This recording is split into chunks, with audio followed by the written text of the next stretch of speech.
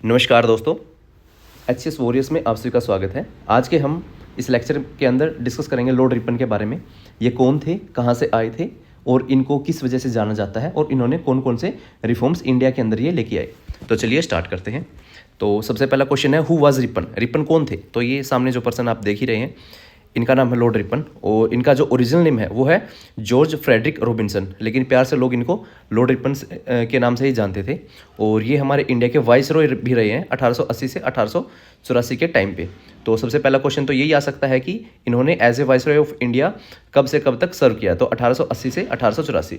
ये basically Lord Liton के successor थे, यानी लॉर्ड लिटन जो कि बहुत ही खराब पर्सन था। इंडिया को अगर हम देखते हैं, इंडिया की तरफ देखते हैं कि क्योंकि उन्होंने बहुत सारी एक तरीके से ऐसे सप्रेस करने वाले एक्ट लेके आए थे वो। तो उनकी जो गलतियां थी बेसिकली लॉर्ड रिपन ने उनको सुधारने की काफ़ी कोशिश की है। और इनको साथ में हम father of local self government ही बोलते थे। Father of local self government ही इनको क्यों बोला गया? क्योंकि इनसे पहले भी म्यूनिसिपैलिटीज़ इस्टेब्लिश हो चुकी थी। तो ऐसा क्या चीज़ है कि इनको father of local self government बोला गया? क्योंकि जो म्यूनिसिपैलिटीज़ थे वहाँ पे जो उनको हेड करता था वो होता था म्यूनिसिपैलिटी कमिश्नर। और जो म्यूनिसिपैलिटी कमिश्नर होता था वो बेसिकली एक सिविल सर्वेंट होता था। जैसे कि आप सिविल सर्विसेज के लिए प्रिपेयर कर रहे हैं, यानी कि आप हरियाणा में हैं तो आप एचसीएस के लिए प्रिपेयर कर रहे हैं। तो वहाँ पे उस टाइम पे जो म्यूनिसिपल कमिश्नर होता था वो बेसिकली एक आईसीएस अधिकारी होता था, यानी इंडियन सिविल सर्विसेज से आता था वो। और इन्होंने एक काम ये किया कि जो म्यूनिसिपल कमिश्नर की जो पोस्ट थी उसको हटा दिया और वहाँ पे नॉन ऑफिशियल मेंबर को एक उसका हेड बना दिया था। तो इसके इतने बढ़िया स्टेप से इनको लोकल सेल्फ गवर्नमेंट का फादर भी बोलने लगे।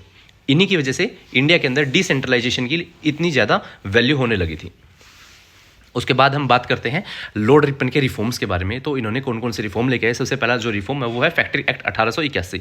तो फैक्ट्री एक्ट 1881 के अंदर इन्होंने क्या किया कि सबसे पहले तो जो बच्चे होते थे 7 साल तक के, जो भी बच्चे होंगे उनको बिल्कुल टोटली बैन कर दिया था कि उनको आप किसी भी तरीके से किसी भी फर्म में या किसी भी फैक्ट्री के अंदर आप उनसे काम नहीं करवा सकते।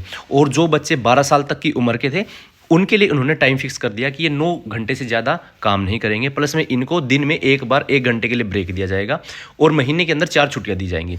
ये सारी बातें इन्होंने किस में कही है? फैक्ट्री एक्ट में कही हैं, जो कि 1881 को उन्होंने पास किया था।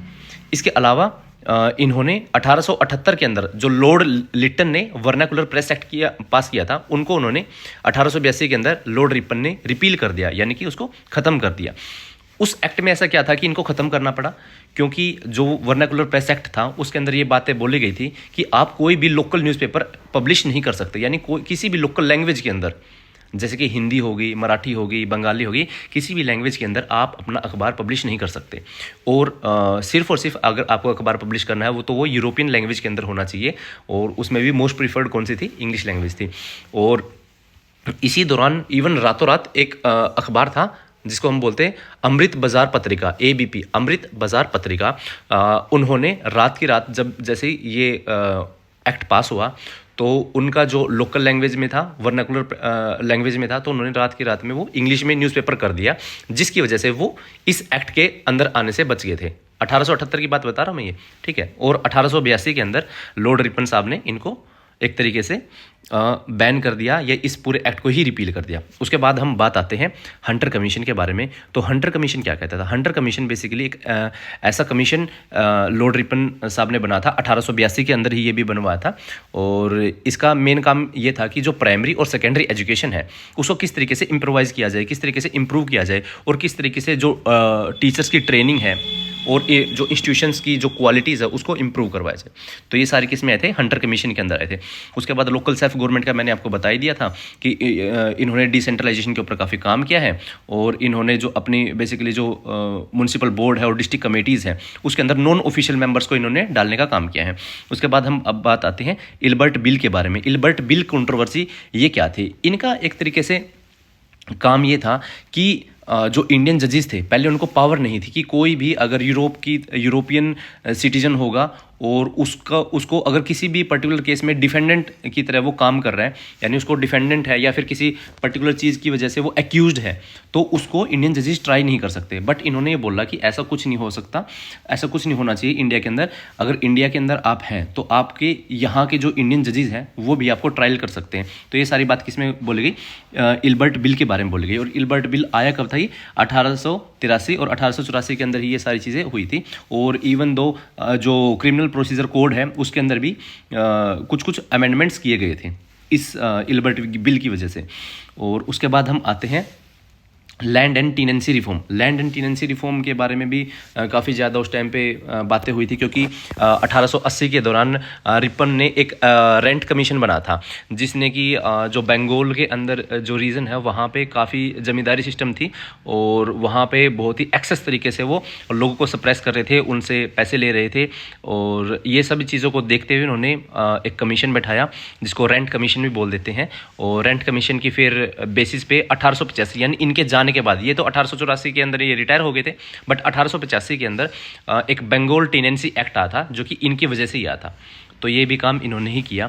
और उसके बाद एक जो चीज़ रहती है वो है मैसूर रेंडिशन। मैसूर रेंडिशन क्या हुआ था? एक तरीके से 1881 में आया था।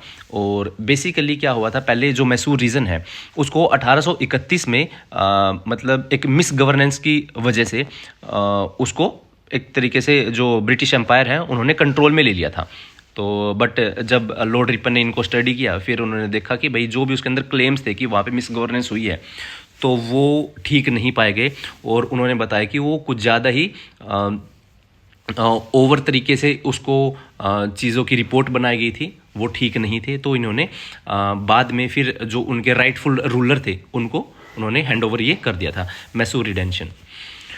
उसके बाद हम, ये तो था आपका बेसिकली लॉर्ड रिपन के बारे में। तो अभी मैं आपको अपने चैनल के बारे में बता देता हूँ। हमारा जो चैनल है वो HS वॉरियर्स है और ये बेसिकली यूट्यूब के ऊपर चैनल है, टेलीग्राम के ऊपर भी इसका एक चैनल बना दिया गया है जिसके अंदर हम जो PDFs वगैरह है, कंटेंट वगैरह है, क्वेश्चंस वगैरह, MCQ वो सभी शेयर करेंगे। और आप हमारे इस चैनल को सब्सक्राइब कर सकते हैं। और जो इसके अंदर वीडियोज़ बनाई जाएंगी वो थोरोली PYQ के एनालिसिस के ऊपर बनाई जाएगी। इवन दो मैं सरप्राइज़ नहीं होऊंगा अगर लॉर्ड रिपन से HS 2025 के अंदर कोई क्वेश्चन आ जाए। और जैसे क्वेश्चन आएगा तो आपका एक क्वेश्चन ठीक होने के चांसेस बहुत ज़्यादा हाई रहेंगे। तो हम HS 2025 को टारगेट करके ही इस चैनल के ऊपर अभी वीडियो डालने जा रहे हैं। तो आप इस चैनल को फटाफट सब्सक्राइब कर दीजिए और आपकी जो भी कोई क्वेरीज़ है आप कमेंट सेक्शन में हमसे पूछ सकते हैं। तो इस वीडियो को देखने के लिए आपका बहुत बहुत धन्यवाद। Thank you.